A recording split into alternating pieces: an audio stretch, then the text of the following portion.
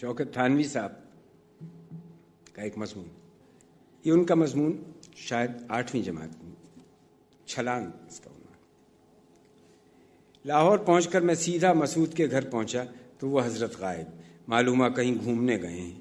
خیر وہ گھومنے جائیں یا جہنم میں، گھر تو ان کا موجود تھا ہی۔ سامان رکھ کر نہایت اطمینان سے نہایا دھویا، کپڑے بدلے اور ان کے ملازم سے کہا چائے لا۔ یہ ملازم کوئی نیا جانور پھنسا تھا شاید۔ ایک تو وہ شروع سے آخر تک ایسی مشکوک نظروں سے دیکھ رہا تھا جیسے میں اس کے مالک کا مہمان نہیں، کوئی اٹھائی گیرا ہوں۔ دوسرے معلوم یہ ہوتا تھا کہ یہ شخص آج تک کسی مہذب آدمی کے یہاں نہیں رہا۔ ملاحظہ ہو تمیزداری کے گلاس میں بنی بنائی چائے لا کر تپائی پر رکھ دی۔ میں نے حیرت سے پہلے اس بیہودہ چائے کو دیکھا، پھر اس نامعقول چائے لانے والے کو دیکھا، لیکن وہ خود ہی مجھے کھا جانے والی نظروں سے گھور رہا تھا۔ میں نے اس سے بہت کچھ کہنا چاہا لیکن مشکل سے صرف یہ کہہ سکا، یہ کیا ہے؟ اس نے جلے بھنے انداز سے کہا چائے ہے اور کیا ہوتی۔ میں نے اب ذرا وضاحت سے کہا چائے تو ہے مگر گلاس میں۔ اس نے ترکی بترکی کہا اور نہیں تو کیا گڑھے میں لاتا۔ اب میں نے اپنے متعلق کچھ کہنا مناسب نہیں سمجھا۔ میں نے کہا کیا مسعود گلاس میں چائے پینے لگے ہیں؟ اس نے نہایت کھرے انداز سے کہا وہ نہیں پیتے چائے وائے، وہ لسی پیتے ہیں۔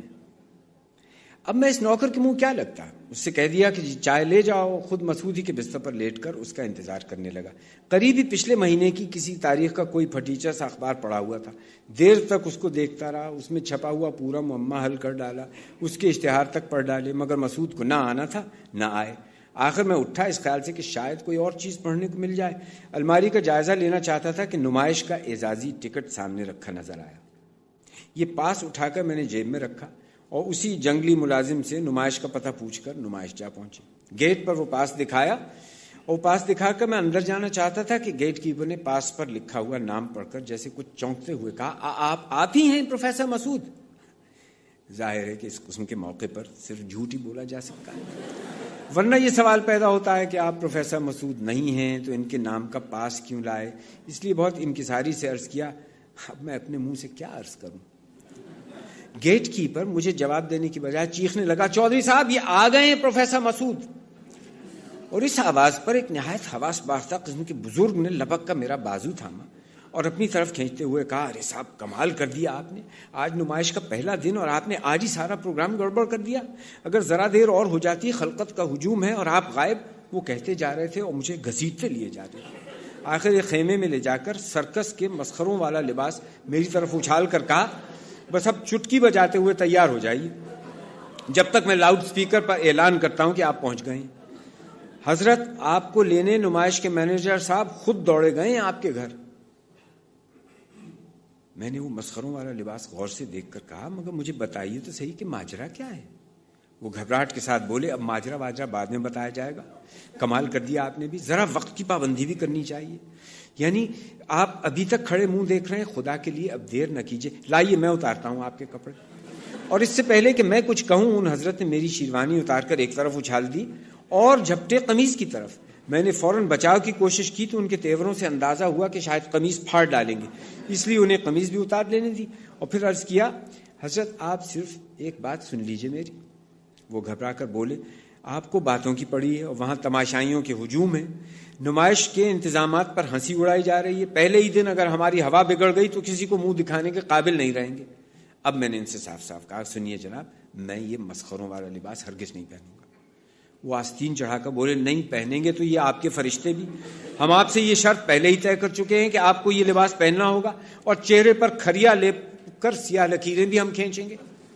میں نے کہا میں آپ سے ایک بات عرض کر دوں، میں دراصل وہ ایک دم کڑک کر بولے معلوم ہوتا ہے سیدھی انگلیوں سے گھی نہ نکلے گا، عجیب آدمی معلوم ہوتے ہو، تمہیں ذرا یہ بھی خیال نہیں کہ ہماری کس قدر ہنسی اڑ رہی ہے۔ میں نے پھر اصل واقعہ عرض کرنے کی کوشش کی۔ میں نے کہا میری بات تو سنیے، مگر چودھری صاحب نے خیمے سے منہ نکال کر کچھ لوگوں کو آواز دی کلو امام دین، اور فوراً 3-4 مشتنڈے خیمے میں موجود ہوئے۔ تو چودھری صاحب نے نادری حکم دیا کہ یہ ہمیں ذلیل کرانے پر تلے ہوئے ہیں، انہیں زبردستی یہ کپڑے پہنا کر اور منہ پر کھریا وریا مل کر لاؤ اور جب تک میں وہاں اعلان کراتا ہوں۔ اب وہ تو یہ کہہ کر چلتے بنے اور یہاں ان قصائیوں نے واقعی زبردستی میرے کپڑے اتار کر مجھے وہ جوکروں والا لباس پہنا دیا اور جس وقت وہ میرے چہرے پر چونا مل کر سیاہ لکیریں کھینچ رہے تھے، میں نے پھر خوشامد سے کہا، بھائی مجھ سے چائے جیسی قسم لے لو، میں پروفیسر مسعود نہیں ہوں۔ ان میں سے ایک نے میرے سر پر سرخ پھننے والی لمبی سی ٹوپی پہناتے ہوئے کہا، یہ چکمہ تو خیر کسی اور کو دینا، نہیں ہو پروفیسر تو پیشگی روپیہ کیوں لیا تھا؟ اور اسی وقت میں نے لاؤڈ سپیکر پر یہ اعلان سنا کہ معزز شائقین، ہم نہایت خوشی کے ساتھ یہ اعلان کرتے ہیں کہ پروفیسر مسعود گولڈ میڈلسٹ پہنچ چکے ہیں اور مینار کے پاس تشریف لا رہے ہیں۔ آپ زندگی اور موت کا یہ کھیل دیکھنے کے لیے جمع ہو جائیں۔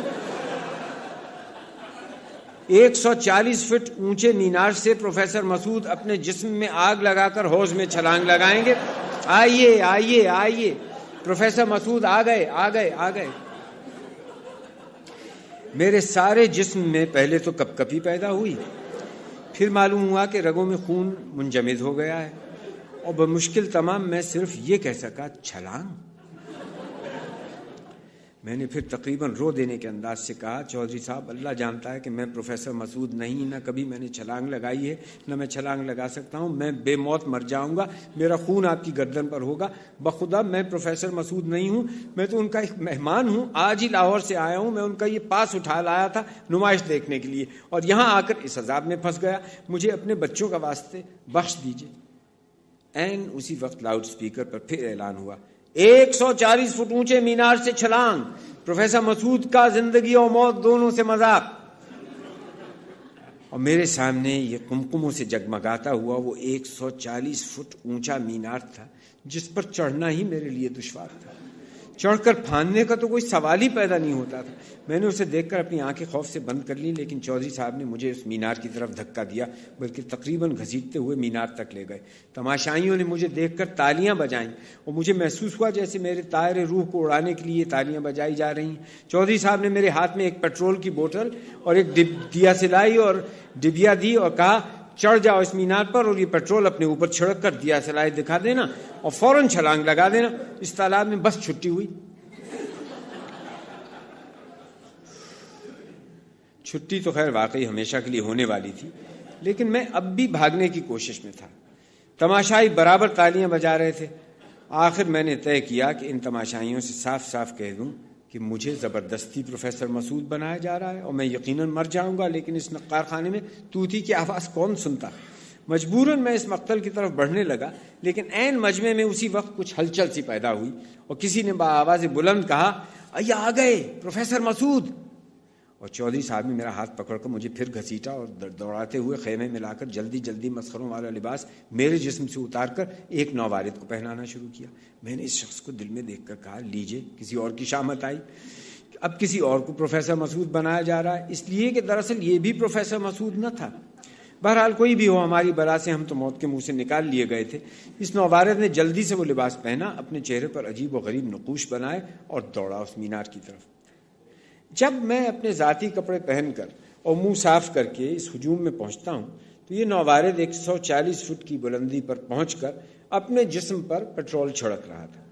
اس نے اپنے آپ کو پیٹرول سے تر کرنے کے بعد دیا سلائی دکھا کر آگ لگائی، اور اب جو پھاندا ہے اس مینار سے تو تالاب میں جھپاکا ہوا اور فضا تالیوں سے کہ زور سے گونج گئی۔ اب میرے دماغ کا بوجھ بھی ہلکا ہو چکا تھا، اس لیے سب سے پہلا سوال ذہن میں یہ آیا کہ یہ پروفیسر مسعود نہ صحیح، لیکن مسعود نے یہ کرتب کب سے دکھانا شروع کیا؟ مسعود کی زندگی کے اس رخ کی تو مجھے خبر ہی نہیں تھی۔ میں اسی بات پر غور کر رہا تھا کہ چودھری صاحب نے پھر آ کر مجھے گھیرا اور کہا، چلیے آپ کو پروفیسر مسعود بلاتے ہیں جن کا پاس آپ چرا کے لے کے آئے تھے۔ میں خود اس معمے کو حل کرنے کے لیے بےتاب تھا، اس لیے بہت ہی مستعدی سے خیمے میں پہنچ گیا۔ مجھے دیکھتے ہی اس نام نہاد مسعود نے کہا، کیوں جناب، یہ میرا پاس آپ نے کہاں سے اڑایا؟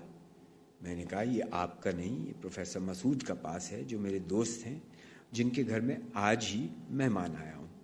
اس شخص نے چونک کر کہا، اچھا تو یہ آپ کا بستر وغیرہ رکھا ہے میرے گھر میں؟ میں نے کہا، آپ کے گھر میں یا مسعود کے گھر میں؟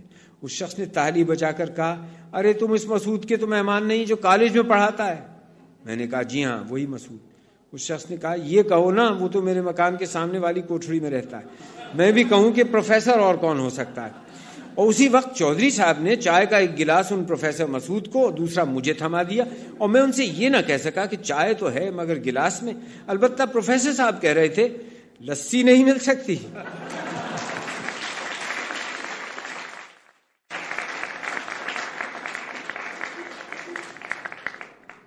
شوکت تھانوی صاحب کا ایک مضمون، یہ ان کا مضمون شاید 8ویں جماعت میں